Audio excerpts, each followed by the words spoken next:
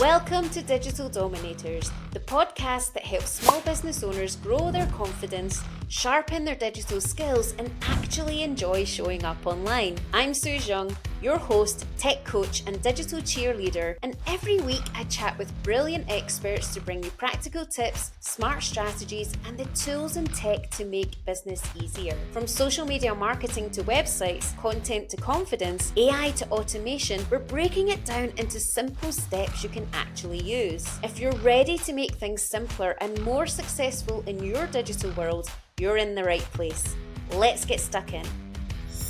Welcome back to Digital Dominators, the podcast where we explore the digital skills, systems, and smart strategies that help you build a business that works with you, not against you.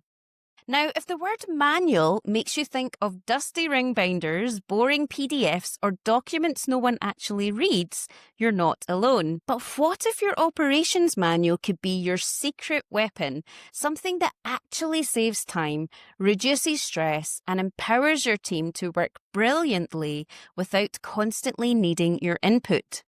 That's exactly what we're diving into today with someone who's been making business manuals magical for over 30 years. Penny Hopkinson is the founder of Manuals Writers International, where she helps businesses turn complex operations into clear, easy to follow and engaging manuals that teams actually want to use. From Gen Z to baby boomers, Jenny's approach bridges communication gaps and makes sure everyone is equipped to do their best work. But that's not all. Penny is now working on something exciting, an AI-powered tool to help businesses create their very own magic manuals faster than ever before. In this episode, we're talking about why documentation is far from dead, how to make it work for your team, not just your compliance checklist, and how AI is about to revolutionize the way we create standard operating procedures. So let's get into it. Hello, Penny. Thank you for joining me today. Oh, thank you, Sue. I am absolutely delighted to be with you today.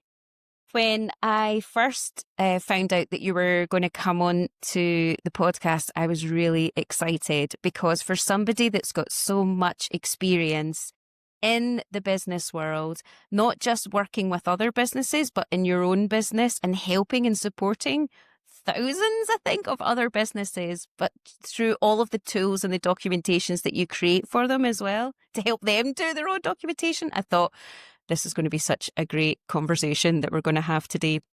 So what I like to do right off the start is to, even though I've read your bio, you introduce yourself because there's things that are missing and there's some golden nuggets in there that you're going to share as well. So tell us a little bit about how you got to Magic Manual and Manuals Writers International.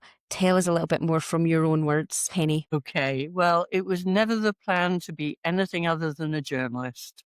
So I started life as a trade and tech journalist, which is in a way following in my father's footsteps. He was an engineer. He used to take me into his factory, age 12, saying, this is what you do. This is how you do it. Now you do it. As I was in charge of a hot wire cutter at 600 degrees Celsius. My mother, when she found out, was naturally furious, but I lived to tell the tale. No wonder health and safety loomed large in my life. So I finally became a Middle East correspondent. And, I never really charted my life. I had lots of lovely opportunities and I just grabbed them whenever they arose. So as a Middle East socioeconomics correspondent, and I was reporting on the absolutely amazing growth of the Gulf states after the 1973 oil crisis, which I think people can just about remember, and its ramifications. Things became political. And it was a political platform, not a socioeconomics one. So as I'm not a political commentator, I thought I'd leave that to the people who can do it best. But what on earth was I going to do next? As luck would have it, an old editor friend of mine, I worked on electrical contractor and retailer with him. He said, I've just joined the Institute of Purchasing and Supply, now the Chartered Institute. And they've got 2 quality publications. Would you be our quality correspondent? I thought, well, this sounds interesting. I don't really know much about it, but I'm a quick learner. So I became the quality correspondent, delving into total quality management, which was the concept from the States, and quality circles, and Kaizen, the Japanese, making small but mighty improvements. And I thought, this is terrific. BS 5750 arrived. I saw the white paper on it and I saw it through, which is now 9001. So quick cut to launching my own business as a result of it. And my first contract was my proof of concept, followed by a franchise. And that changed everything. Okay, so tell us a little bit about that franchise then, Penny. Well, I had no idea what a franchise was, but I had a wonderful teacher in the form of Stoy Haywood, who were management consultants, now BDO Stoy Haywood, and they introduced me to the world of franchising, and I found that the marriage between the franchise model, which is underpinning the terms and conditions of the franchise agreement between franchisor and franchisee, that was really the heads of terms for quality management. So all my manuals were sold on the basis that they were quality management manuals, and the first one was undergoing BS 5750 in one of their owned managed businesses. So one thing led to another, and I've specialized in franchising, licensing, and multi-site businesses. Wow. And you've been doing that for 30 years, is that right, Penny? Dear, 35, 36. And you've got a company called Magic Manuals, is that right? So tell us a little bit more about what Magic Manuals are. It's manual magic. Now, manual magic. Sorry, Manual Magic, yep. Manual magic was the title of my book. Manual magic, manual your franchisees need to succeed. And that was launched in 2023, late 2023. And that was disrupting the whole concept of operations manuals. Because let's face it, they are dull. They're text heavy. Nobody under 40 reads them. And what are we going to do about it? Because by 2030, 30% of the global workforce will be under 30.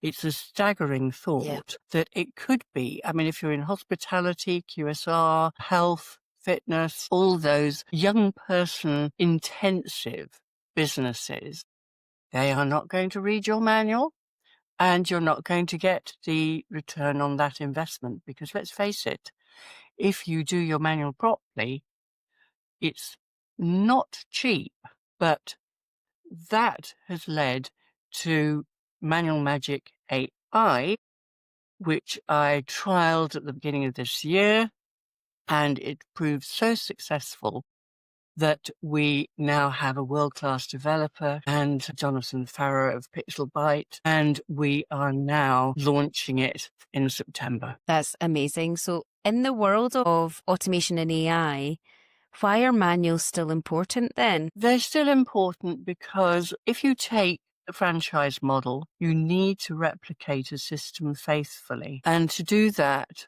you need to train and you need to have a reference work. In fact, the contract between franchisor and franchisee and licensor and licensee mostly is to provide every franchisee with an up-to-date and relevant operations manual.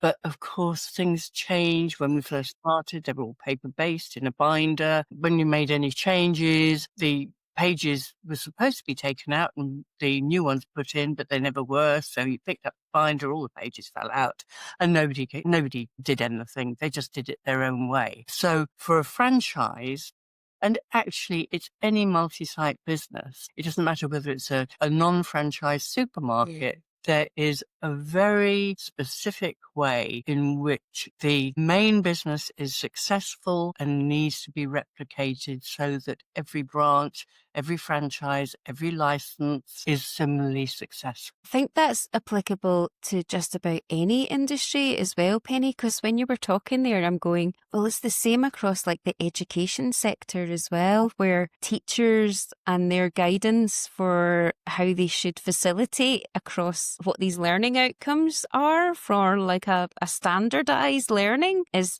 the same as well. And when those change, they usually come in big binders as well, or large documentation that the teachers need to read. And then I was thinking about small businesses as well, and how small businesses, when they start to grow, they generally fail because when they open up maybe a new store, or they open up a secondary location or a third, or tend to not work the same way. And do you think that's down to the fact that they don't have those clear systems in place? That's one of the reasons.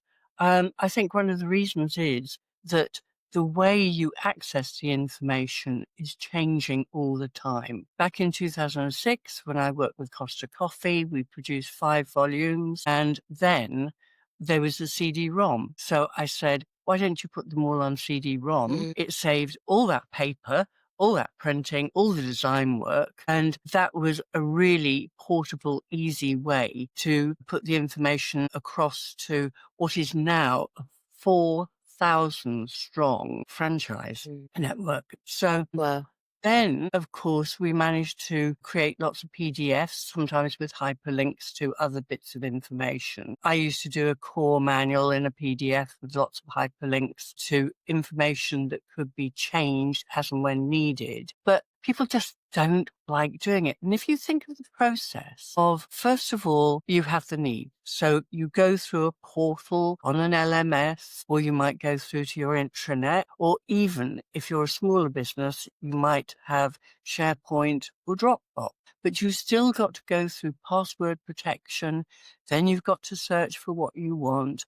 Then you might get a list and you think, now, which one of this is it? And by the time you've even got anywhere near, you've lost the will to live, let alone replicate the system. So what happens is you go your own way. And that is not necessarily the right way. And you only need... And it's not the way that the company is trying to standardize as well. No, it isn't. So there has to be a better way. And I am a huge supporter of AI. As soon as ChatGPT arrived, and I was able to get my little paws on it, that was October 2021, if I remember rightly. That was the turning point for everything. And my belief is that it is your extremely useful assistant, but you need to use it ethically and you need to have your own personality. And if we chart all the changes with AI and how we use it today, my feeling is if you don't use it, you lose it. And that's where we lose jobs. So please, please, please keep up as far as you can with it. But the beginning of this year, it got to a stage where I could develop my own prototype for a potential Manual Magic AI. And I had great fun. I love doing this. You know, one part of my brain is decide, the other one is, I guess, although my husband wouldn't say this, is the logical side. So I trialed it with a potential client, and I have perhaps the best testimonial anybody could ever have got. I mean, I couldn't have paid for anything better, although I didn't have to, but we trialed it. What we did was we uploaded the intellectual property. We solved 3 problems, which the franchise manager really hadn't considered. We then we did the brand analysis, brand voice and tone analysis. So we did that as an overlay. And then finally, the viewpoint. Now, who are we speaking to? Because there are so many different target groups. You know, you might speak to somebody who very little training, very little management experience, and you need to be able to impart all the information, or somebody who is highly experienced and is a brand partner. So you have to get that right. And we did that, and the end result was magic. And that meant that I could talk to Jonathan, and he said, yes, well, that's so exciting. Let's do it. And we've done it. Tell us a little bit more about that tool then, Penny. Well, what it means is that a solopreneur or a micro business can start creating their own SOPs, and the Manual Magic AI will help them create that framework and then start building an SOP. So that's the done with you side, and done by you is when you perfect it so that you have not only the brand voice, but all the nuances, what I call the brand DNA. And that must be reflected, because if you don't get the culture, the DNA, you cannot distinguish your business, let's say you're a hairdresser's, from another one down the road, and that could well be your competitor. So they're done with you, and we can also create storyboards for little bite-sized video. Now, this is the difference between the dull static operations manual to making it what I call SOP sexy. And so the teams, and this is so important for young teams, because young people choose their employer. They want somebody who, some business that aligns with their values, their aspirations, and what motivates them. So it's not just a case of turning up to anybody and hoping that they're going to employ you, or for the employer to say, well, we can just take anybody. It doesn't work like that anymore. So what we do, we involve the teams. We want bottom up. We do not want top down, because young people, they're the YouTube, Instagram, TikTok generation, and they learn from their peers. So switch it to team involvement. And I've devised a little incentive program to get maximum engagement, which works like a dream.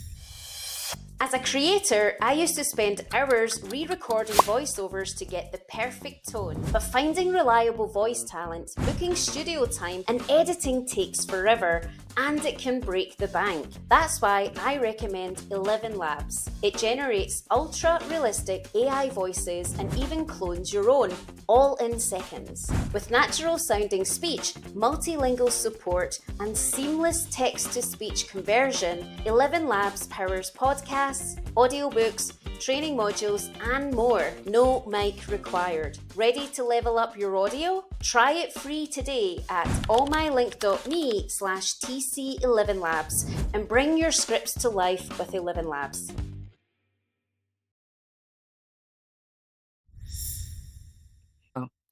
Say your teams are creating on their smartphone all these little bite-sized videos to make a procedure. They put captions on them, and it goes on a system.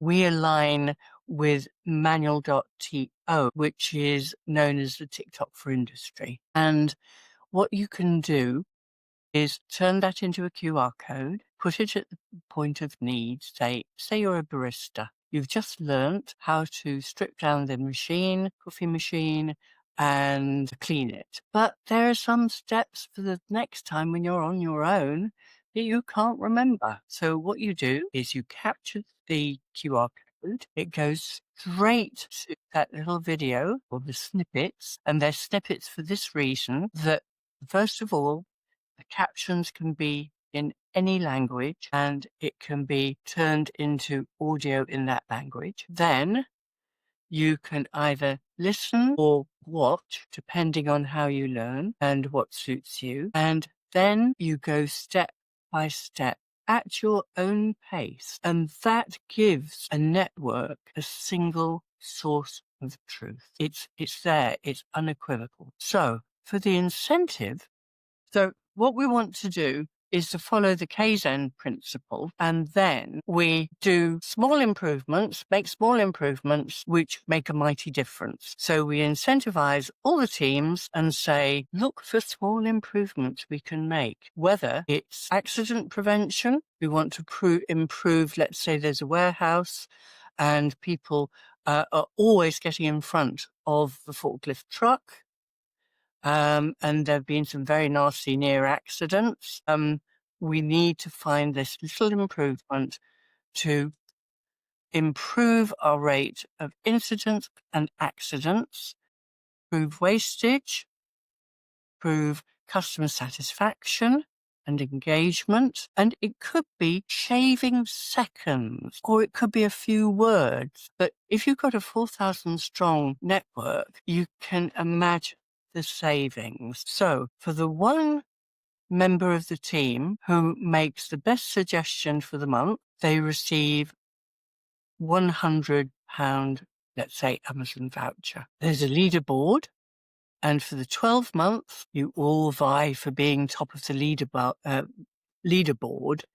And then at some point in the year, the person who has made the biggest difference gets £1,000, and that will make a huge difference. But not only that, the team leader, it could be a franchise manager, it could be a manager of a team of 15 or 5, or it could be only 1 or 2. It doesn't matter. Then there is a sum that will be given to that team, put into training and a course that they feel their team needs or would like to just improve, develop the team, and everybody wins. It's a wonderful way of incentivizing individuals and teams and the entire business. Gamification, Which I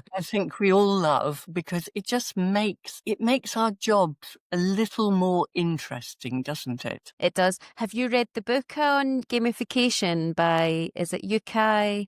I can't remember his surname. And it talks about the kind of Oculus model. And I think that's a great book for anyone that's interested in learning about implementing gamification in any industry, because it helps you to follow the kind of structure of what the needs are of individuals and why gamification is important. But I love that you've really approached every generation as part of this AI tool as well, because you've got the short form learning for Gen Z, and knowing that by 2030 they're going to be 70% of the workforce. And then you've got the ability for translation, which is so important in this kind of mixed demographic that we're living in, and especially from the franchise model as well. It is helping also with all the different learning needs as well that you've addressed, and the incentivification of the money aspect, which is what is really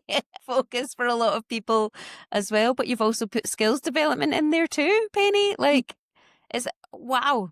I'm so impressed by this tool. I just love seeing teams motivated, challenged, and really happy at the end of it. I mean, you can imagine that somebody receives a £1,000 gift, check for £1,000. I don't think we do checks these days, but the equivalent, and how life-changing that could be to somebody who may be 18. It is quite fantastic how this happens. So I think that you've probably had to be in a place of curiosity and a little bit of working with the different tools that are out there, and being really exploratory and being that kind of discovery-based mindset when it comes to using kind of any sort of technology. Because you would think from a journalist that is generally using their skills of writing,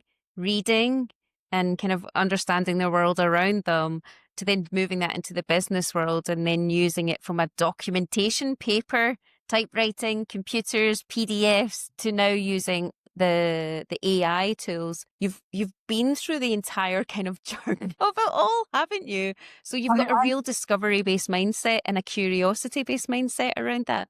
I certainly do. I mean, I spent 2 years in Germany and then came back. And my American publishers said, "You must come to the office in London because we've got a new computer. We've got to show it to you." And that was 1982. And I had Wow. £2,250 left over from my move back to London. And I thought, I'm going to buy this. It's going to be, I hate this word, game changer. But it is true. It did change the game for me as a journalist because I could send in absolutely perfect copy. And I then learned how to do desktop publishing because I thought doing newsletters and creating newsletters and all that kind of thing would be a great addition to being a journalist. And so it went on. Just give me a bit of software. And unfortunately, there are so many things out there, so many AI tools that I don't use half of the ones I've got because there just isn't time to do it. But at least I've got them in my arsenal. Yeah. And there's always a situation where you can use them. I think you're not afraid of using the tools as well. So it's about taking away that fear base that a lot of people have around technology. And you don't seem to have that fear around using technology in any way. You see it as a tool for growth and a tool for development and a tool for better usage of working together and helping to support environments, which is fantastic, Penny. Well, when I lived in London, in the it was around I think it was probably about 1990. I was the go-to person to sort out people's operating systems, and what had gone wrong with the computer. And it was I just loved trying to solve problems. So I think problem solving is one thing. I probably wouldn't have taken the computer apart because I'm not terribly sure that I'd have got it back together again. But some of its parts might not have been. There's always a little bit that's left over, a screw somewhere. But as far as the software Yeah. is concerned, I could do it and I could teach others how to do it. So I think it all evolved from there. And I'm literally not afraid to try any tool to create. I have a little stable of GPTs. I have one that is my LinkedIn marketing campaign GPT, who knows, unfortunately, almost anything about me. But so long as I check it and it's not telling little fibs, it is absolutely, it is so useful. It is my greatest asset of all facts. But I'm not afraid to try anything, except for I will not do a bungee jump, and I don't think what's the other thing I won't do? Wing walking. Heights are not my thing. Okay. Well, I think we can give you that, Penny, because I mean that's a bit scarier than actually using a ChatGPT, I think. So no, it's incredible. I think there's so many people that are afraid of technology, and that's what I talk about, it being a mindset. It's all about changing your mindset when you're interacting with technology. And for me, you're the epitome of what that looks like, of the discovery, the curiosity, the kind of want to be able to improve and using it as a tool. So thank you for sharing all of that in your journey. I want to go back a little bit more to the AI tool, if that's okay, because I want to explore it in different kind of industries as well. And especially when we're looking at all ranges of businesses and different sizes. So let's start off with you're a kind of individual that's wanting to grow your business and bring on new team members. What would be a good usage of starting to use your AI magic writing tool to be able to do that? And then we'll move into kind of the larger, kind of medium size and into the larger structures from there, if that's okay, Penny. Absolutely. Solopreneurs, if you've got a system, you need to protect it. It's your intellectual property. And the one way you can do it is by documenting it or capturing it. So you have so much knowledge in your head. That's what makes you special. And that knowledge should be captured and there to keep up to date. And Manual Magic AI will enable you to put everything you know into 5 to 6 categories. It will help generate those SOPs to a pretty fine degree of detail. And it doesn't really matter what industry, what sector you're in. It will help. It will do a gap analysis. It will tell you what's missing and then help you plug that gap. Just my advice would be think about 10 SOPs and then start thinking about them in depth, give them a little bit of an outline, and then tell Manual Magic AI. Then tell Manual Magic AI what you want it to do, and it will do it. And that means that you've protected it, you've got it so that you can make those small improvements that will help you scale your business. And then you may be taking on another member, whether it's a VA, a virtual assistant, or whether it is somebody who is freelance. Can you imagine what would happen if you were long-term sick like I was after COVID in 2022? 8 months of not being able to work. What would it do? It would destroy your income and your security. You would like to be able to give all those tasks, hand them over to a VA or somebody who knows your business. And that's really a starting point. And make small steps to create one a week. Everybody's got time to do that brain dump and get one SOP. I like to use recording tools to be able to do that. So I have a screen recorder, and that it will automatically generate a transcript and a guide click by click at the same time. So I can imagine using your tool as well as that to be able to then feed that documentation into the Manual Magic AI to make it a polished and a more up-to-date version of just the recording that I'm doing to share with my team members. And then I do recordings for clients and things like that as well. So I can see that working really, really well and streamlining that process, making it quicker for me as well. Yes, that would be perfect.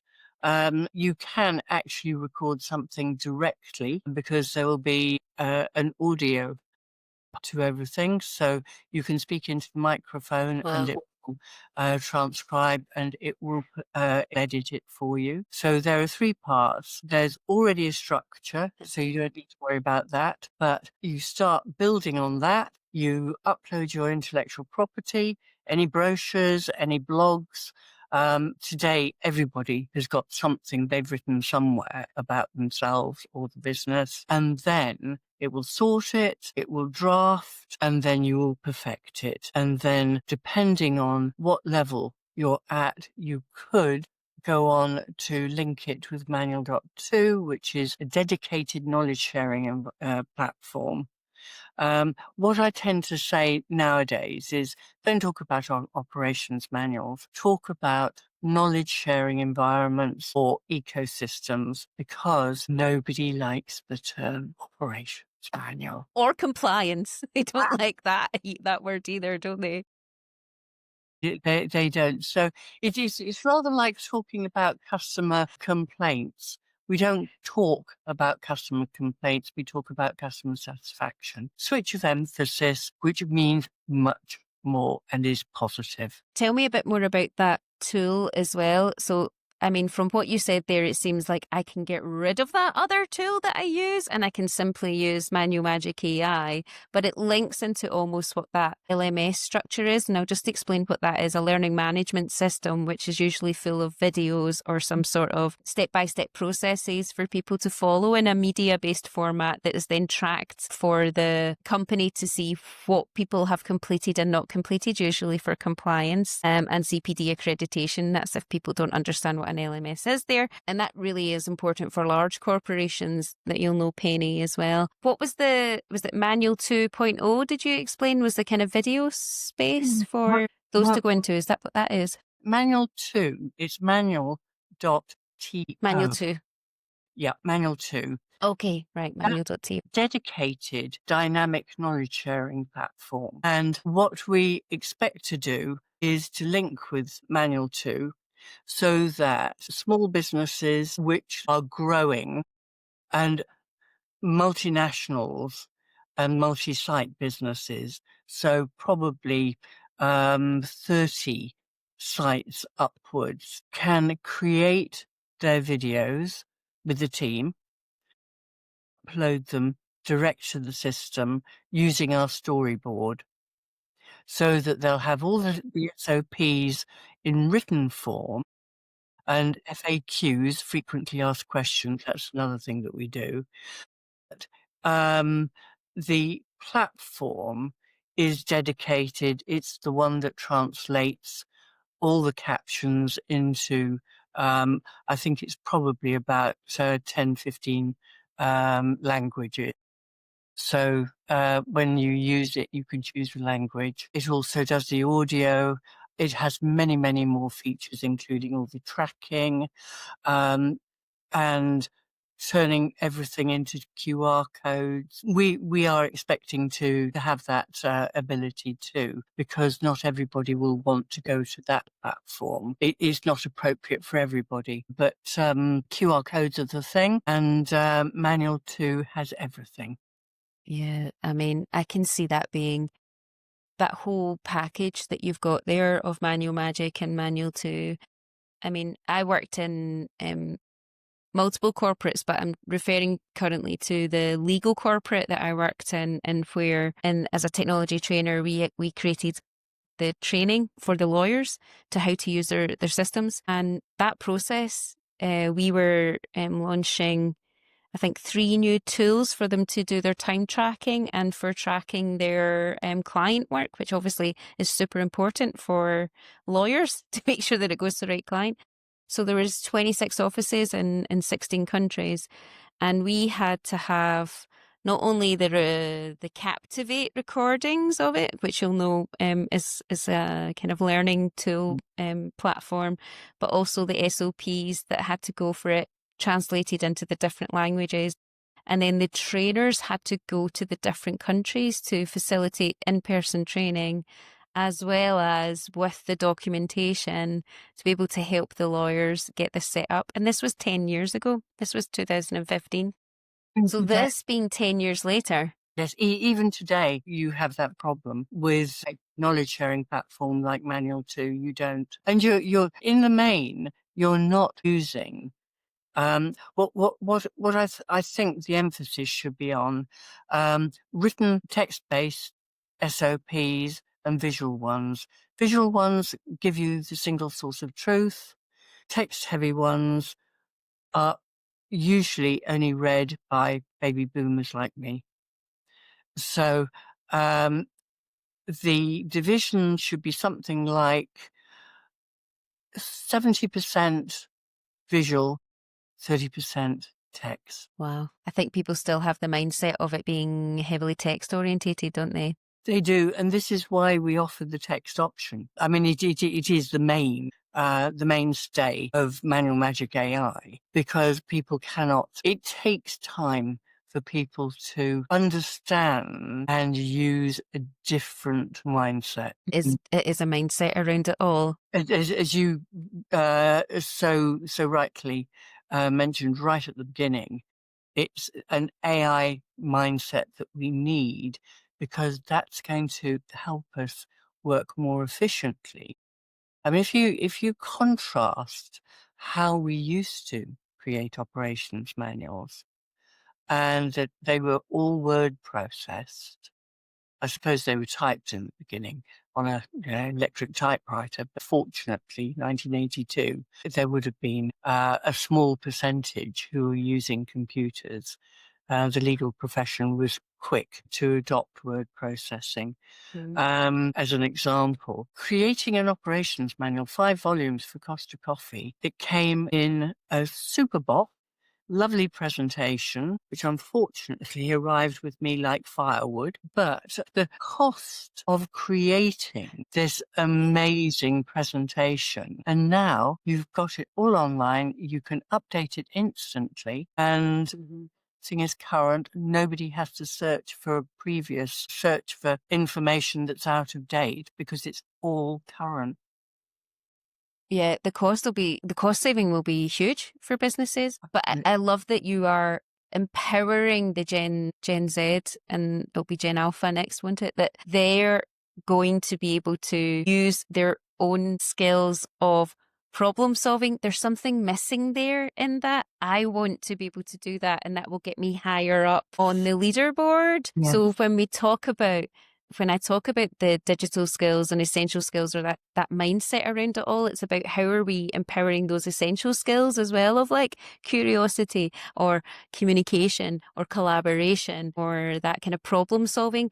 You're giving them the structure within companies to be able to do that by going, well, let's do it together. Let's create this environment where we're all going to want it to be correct for us and for the users and the learner or the customers, and we get something from it as well, right? So I think fantastic, Penny. I think it's all too easy to think of ourselves as leaders when we've got a new generation of leaders coming up, and they will have all the tools that will help them get there faster. And we need to help them, as you quite rightly say again, that we've got to spark this curiosity.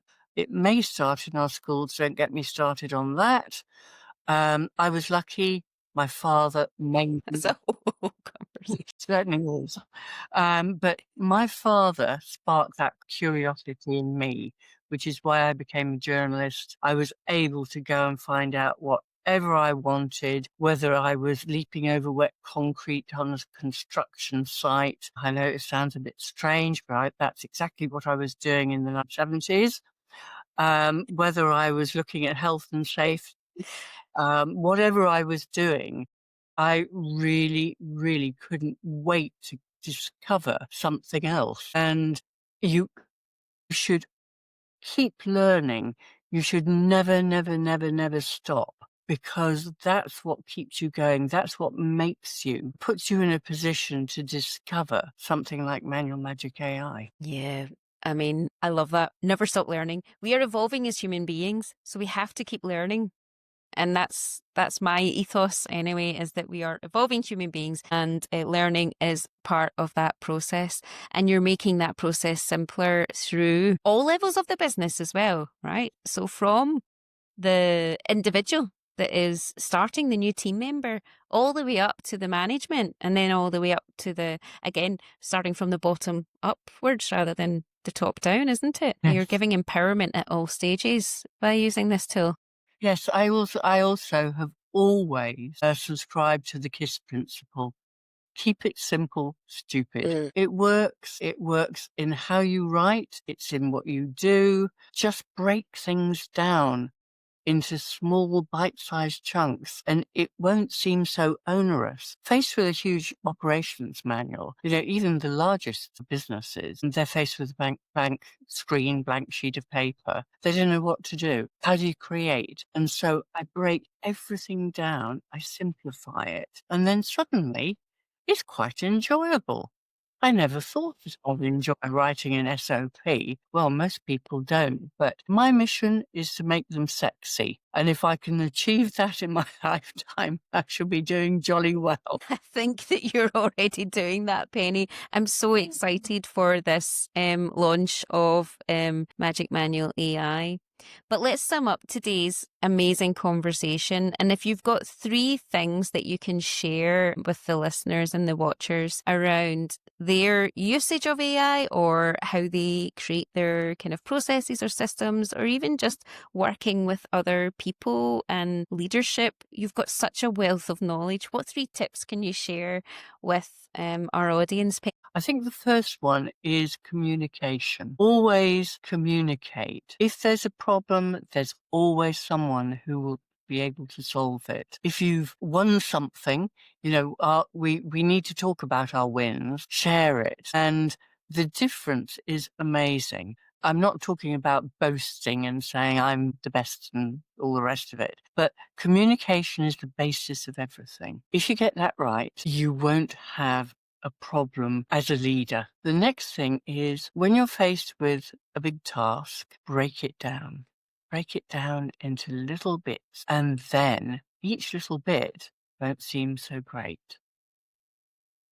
Also, always start with the easy bit and leave the hardest part to the end. That's what I say with the manuals. If you don't want to write about finance, or if you find it difficult to write about tech, just leave that to the end, because by the time you've written all the other little bits and pieces, other sections, and you get to that part, you'll find it much easier. And finally, learn AI tools. Learn what it can do for you, how it can be your incredibly useful assistant, so long as you check everything. With ChatGPT 5, apparently their hallucination, in other words, making things up, their if I can say it, hallucination is much less.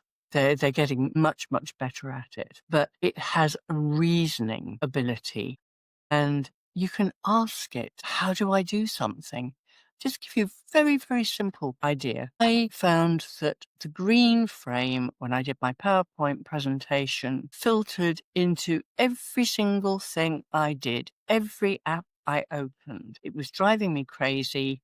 I couldn't type 2 words without it, or 3 or 4, without a space being taken away. No spaces between things. Yeah, I mean, it was just completely crazy.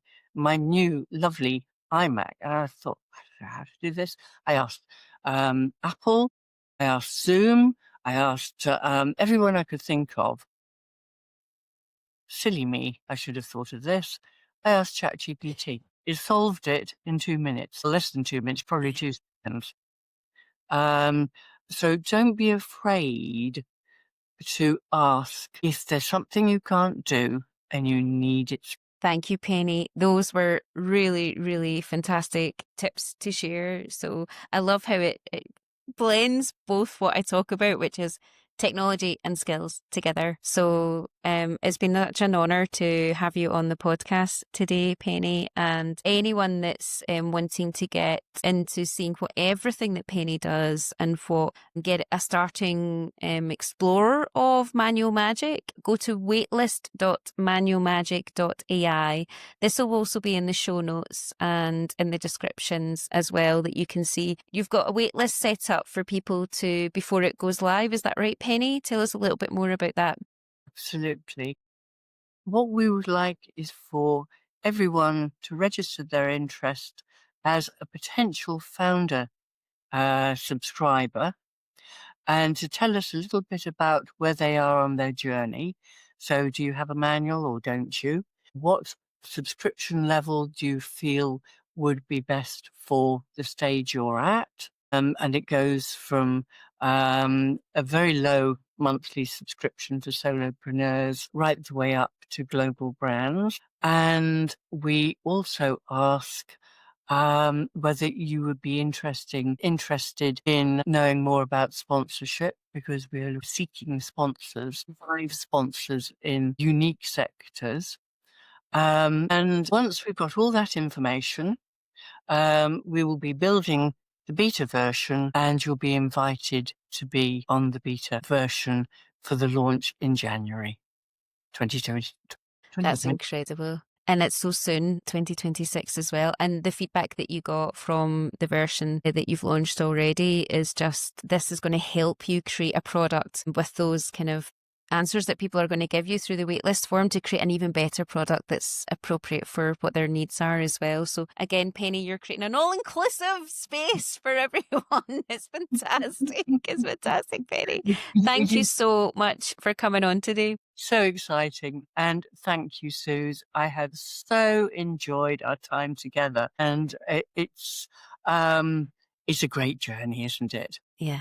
And having the discovery aspect of it, I think you are leading the way of that. So if anyone is apprehensive, look at what Penny's done and what Penny is doing to kind of make a change and make an impact, just using technology in an effective way, having a great mindset around it. Okay, thanks so much for coming on today, Penny. And everyone, please go and sign up to waitlist.manualmagic.ai, and we'll see you on the next episode. Thanks for listening to Digital Dominators. I hope today's episode gave you something practical or at least a bit of a boost to keep things going in this mad digital world. If you're enjoying the podcast, hit subscribe so you don't miss what's coming up. There's loads more good stuff on the way and some brilliant guests lined up too. And if you fancy going a bit deeper, come and join the Digital Dominators community. It's totally free and it's where I share bonus trainings, podcast extras and tools to help you build confidence with your digital skills. You'll also get access to my social media prompt calendar so you can finally stop staring at that blank screen wondering what to post. Just head to technologycoachingonline.com/digital dominators to get started. Alright, that's it from me just now. Stay curious, keep showing up, and I'll catch you in the next one.